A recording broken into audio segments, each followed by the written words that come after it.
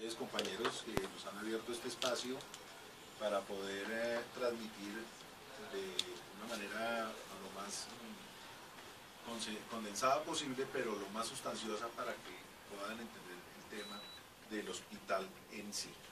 Agradezco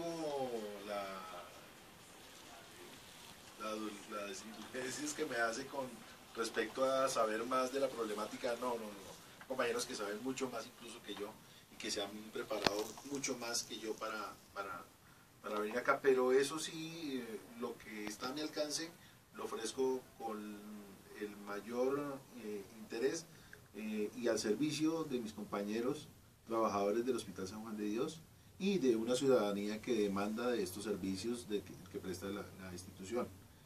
Quisiera condensar empezando por la historia, una historia muy breve pero bien significativa. En el año 1999, a propósito de estábamos estrenando un nuevo modelo de salud implantado en la Ley 100 de 1993, la institución Hospital San Juan de Dios, Instituto Materno Infantil, que somos uno solo, Fundación San Juan de Dios, entramos en una crisis debido a que los pasivos que estaban anteriores al 93 y al 99 no fueron cubiertos totalmente por las instituciones que hasta ese momento venían en deuda con el exactamente, hospital. Es decir, y los recursos llegaban hasta el 93 por situado fiscal. Posteriormente, a partir del 93 empezamos a lo que llamamos la facturación.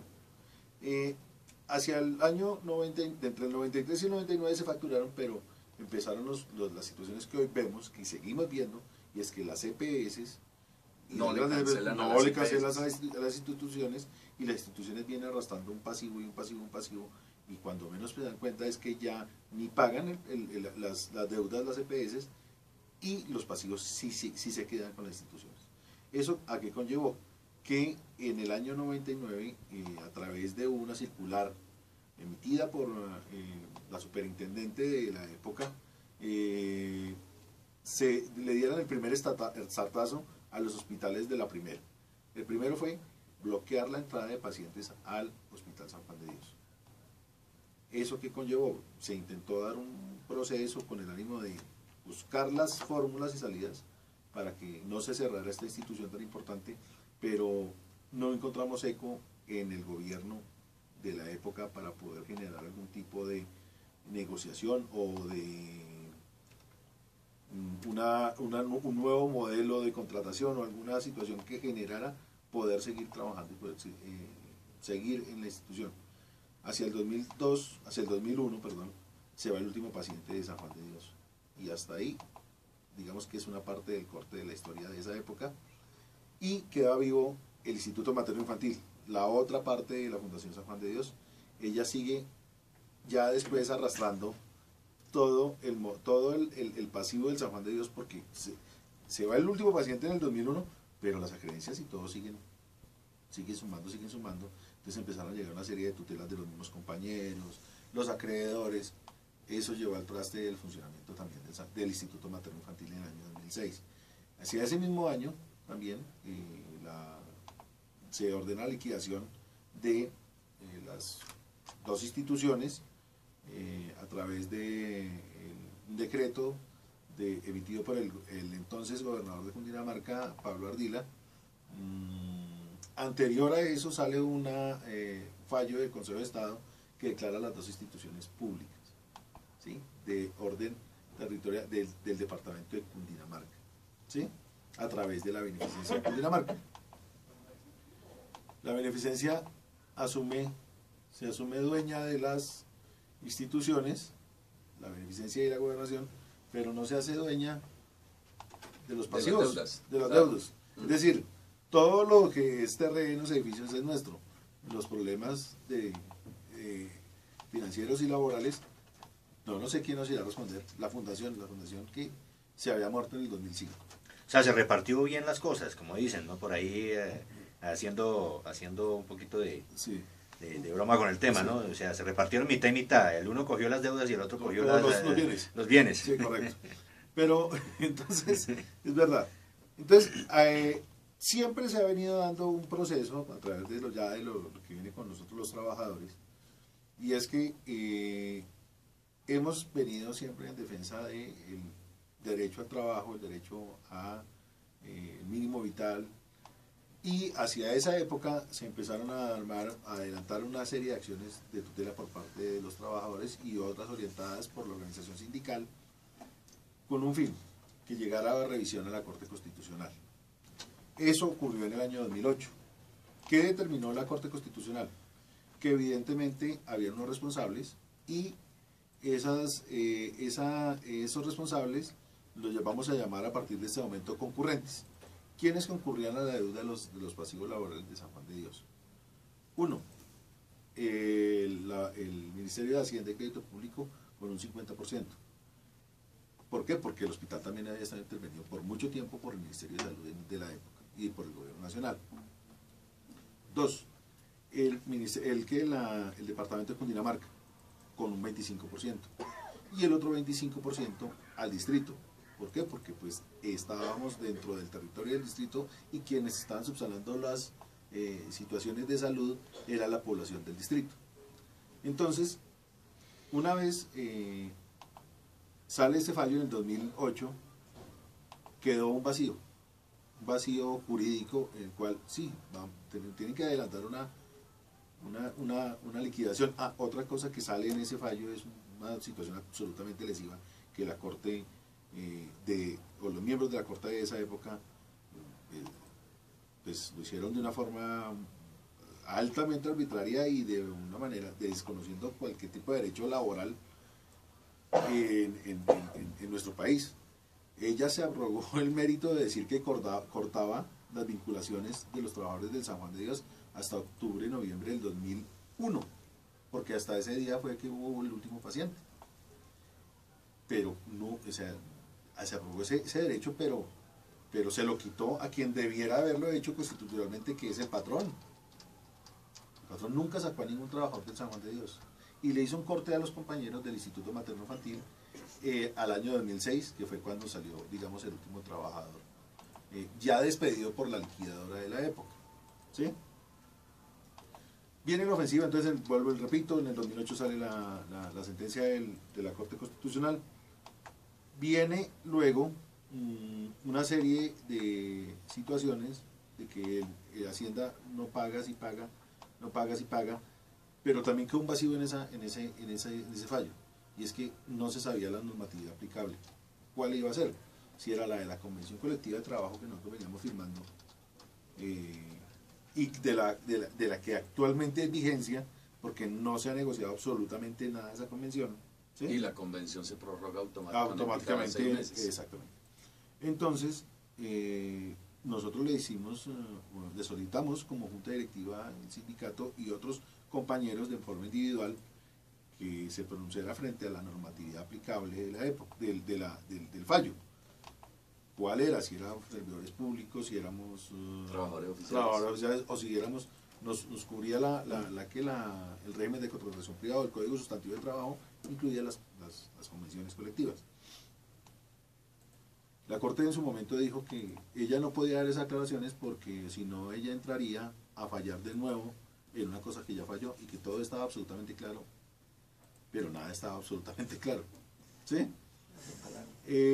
Hacia el año 2012, los compañeros han sido muy juiciosos y han estado persiguiendo y molestando, tocando tribunales, juzgados, cortes, y ellos hicieron llegar a instancia de revisión, otra vez de la Corte Constitucional, unos incidentes de desacato. En ese incidente de desacato sale la sentencia T10 de 2012, en la cual la parte considerativa de la sentencia habla de la normatividad aplicable para los trabajadores del San Juan de Dios, y toca por primera vez la Convención Colectiva de Trabajo y le da validez a la Convención Colectiva de Trabajo hasta el año 2005, que aparece el primer fallo del Consejo de Estado que declaró las instituciones públicas. Nosotros consideramos... Vamos a ir al corte de comerciales, regresamos y complementamos este tema. Perfecto. Para que no quede cortado allí. Viene Freddy Rodríguez. Sí, y determina que existe la convención colectiva de trabajo con unas condiciones específicas, la marca hasta el año 2005, pero eso conlleva unos elementos de orden económico que los trabajadores no han recibido, y eso nos proyecta una liquidación que se debe hacer a todos los trabajadores con base en la convención colectiva de trabajo. Se hizo la respectiva solicitud a través de la organización sindical y se orientó a algunos trabajadores a que solicitaran y que reclamaran ante los diferentes entes concurrentes las respectivas acreencias. Las instituciones, Ministerio de Hacienda, Bogotá, Cundinamarca, la liquidación como tal, determinaron que ellos no iban a pagar porque la sentencia T10, que hablaba de la Convención Colectiva de Trabajo, tenía efectos interpartes, ¿sí? Y la SU 484 intercomunes. Entonces, que ellos no pagaban porque era interpartes, es decir, que no le corría sino a las dos compañías. La Corte dice claramente los alcances de la SU 484, sentencia intercomunis, en una interpartes. Entonces, nos han armado un rollo a los trabajadores, que somos los que estamos metidos en el centro,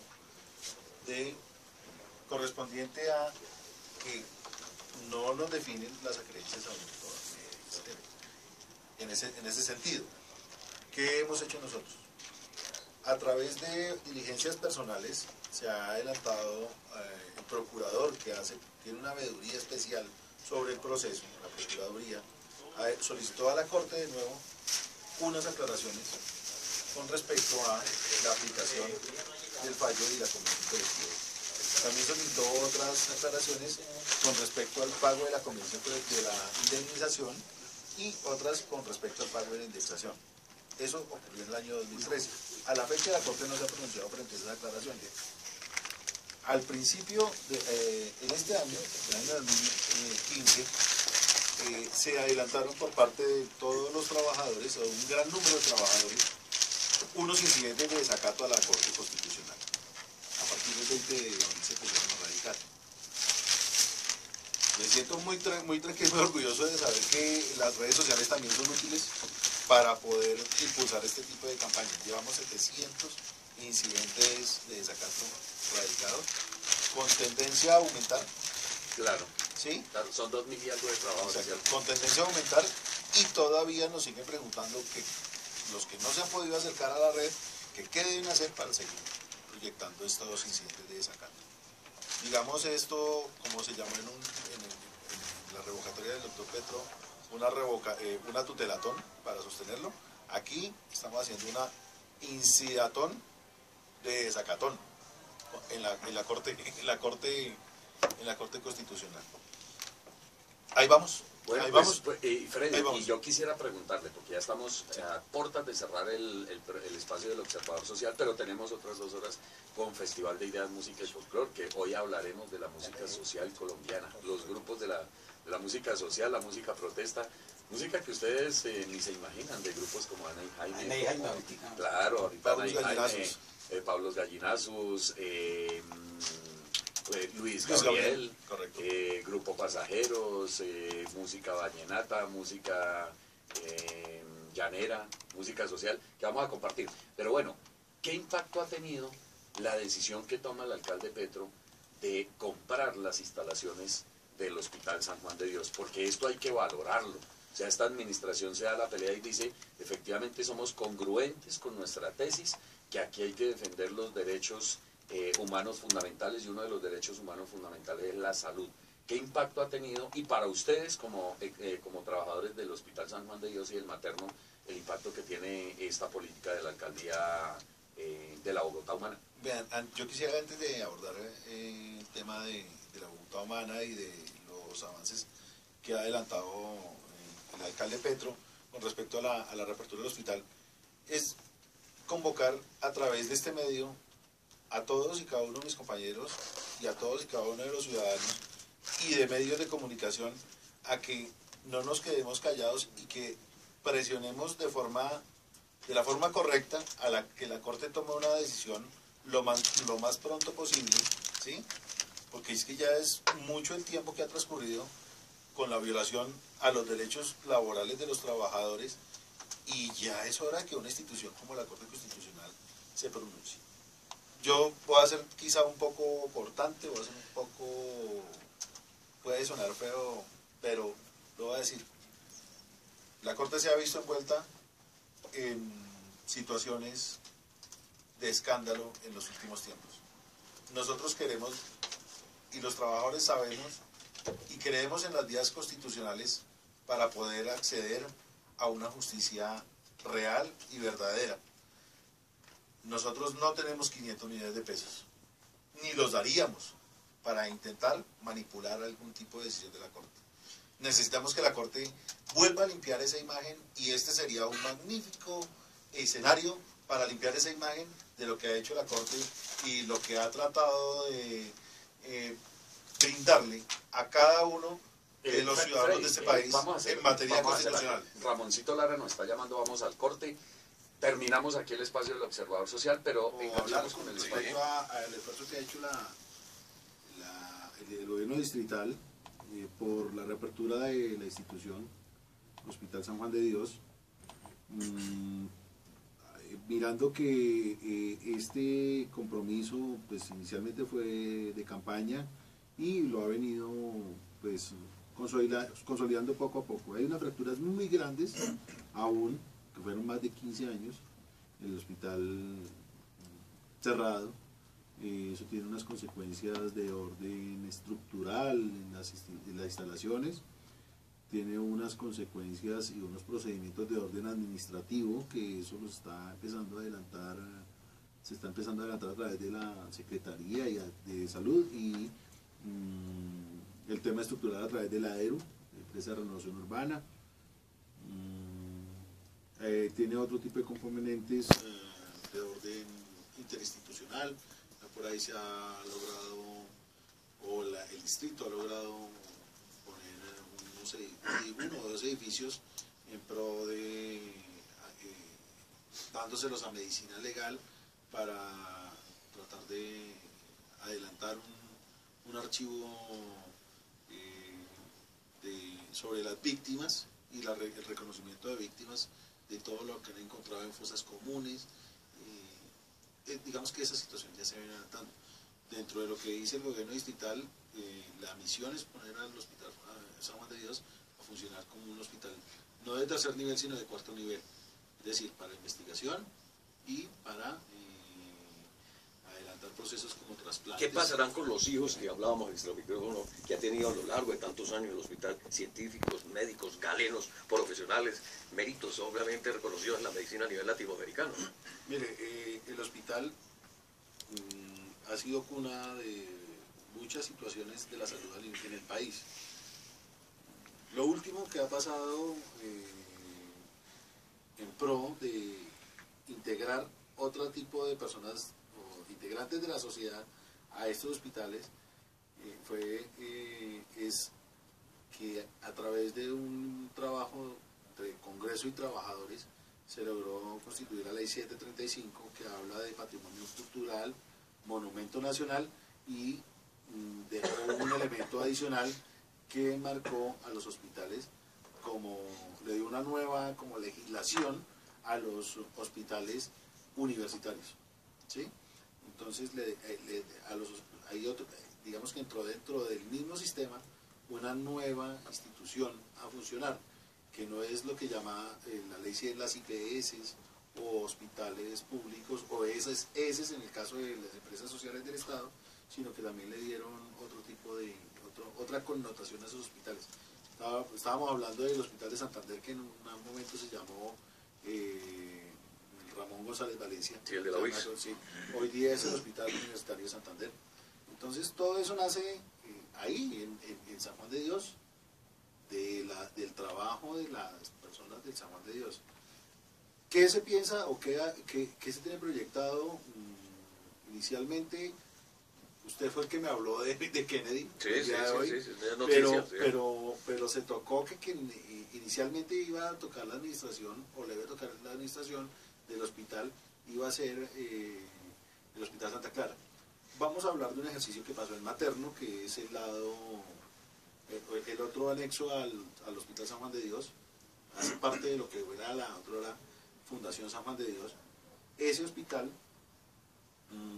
cuando se dio la liquidación, lo asume a través de un contrato de arrendamiento el Hospital de la Victoria, para seguir prestando la operación que se venía realizando así. No se ha podido llevar o no ha podido tener el nivel de ocupación que tenía en las épocas del Instituto Materno Infantil, pero digamos que en cierto modo es confortante que por lo menos la población no se ve afectada, en la prestación del servicio. Vamos a unos compromisos, ya regresamos, seguimos en todo. Y volvemos con nuestro oyente. Vamos a abrir los micrófonos. Ya está Isa Bogal pendiente. Aquí tenemos que presentarle excusas a Carlos Abogal. El oyente tiene conocimiento. El espacio en radio es muy corto para poder ampliar muchas cosas, y tiene la razón en el legado de José Joaquín Vargas, que la justicia, ¿sí?, y los medios de comunicación le han tenido miedo a dar ese debate. Evidentemente ese legado de José Joaquín Vargas es lo que hoy llamamos la Ciudad Salitre. Ese legado lo donó don José Joaquín Vargas, era un terrateniente de la época, y en esa época decían a los que tenían que para limpiar su alma y sus pecados, la iglesia misma dejaba ese propósito, que limpie sus culpas para poder entrar al reino de Dios. Tocaba hacer acciones en vida para poder ayudar a clases menos favorecidas, y tenía la entrada a Dios. Eso lo hizo don José Joaquín Vargas. Donó la hacienda del Salitre, que evidentemente iba desde lo que hoy es la calle 68 al ferrocarril contiguo al Espectador, a la antigua sede del Espectador, y la avenida Boyacá hasta la carrera 30. Evidentemente, sí, ahí eso que era la administración de la beneficencia de Cundinamarca, y la beneficencia de Cundinamarca se apropió y enajenó los bienes que eran del Hospital San Juan de Dios. Esa es una realidad, pero nuestra justicia no camina en ese sentido. Igual, hablando de la ley 735, la toqué tangencialmente. Evidentemente no se ha aplicado. Desafortunadamente, esa ley de hospitales universitarios no la han aplicado sino los que están abiertos. El Hospital San Juan de Dios sigue cerrado. O sea, es decir, hay un buen ánimo de abrirlo por parte de esta administración, pero hasta que ese hospital no quede abierto y no quede con un convenio docente asistencial con una universidad, que en este caso pensaría yo que fuera la Universidad Nacional, por historia, que fue la que siempre llevó la batuta dentro del hospital, poder ejecutar el tema de ley para hospitales universitarios. Otro enlace, otro ambiente que se maneja dentro de la ley 735 es hospital, monumento nacional y patrimonio cultural. ¿Qué es lo que hoy está haciendo el distrito? A través de esas partidas, ¿sí?, y a través de una junta de conservación, que la misma ley dice, se están apropiando algún tipo de recursos para el tema, pero nuestra administración camina a 2 por hora. Es decir, aquí es más importante las grandes avenidas y grandes autopistas, y dañar ecología y dañar una cantidad de cosas, que proteger la cultura. Vaya, mire, el Instituto Materno Infantil es una institución que está funcionando, y da vergüenza ver que existe una ley de patrimonio cultural y de conservación y de monumento nacional, y las fachadas del hospital del Instituto Materno Infantil dan vergüenza. Parece que no fuera un monumento, parece que fuera otra casa de otro sector, parecido o muy conectado con el Bronx de Bogotá. Diego, una pregunta que habíamos dejado aquí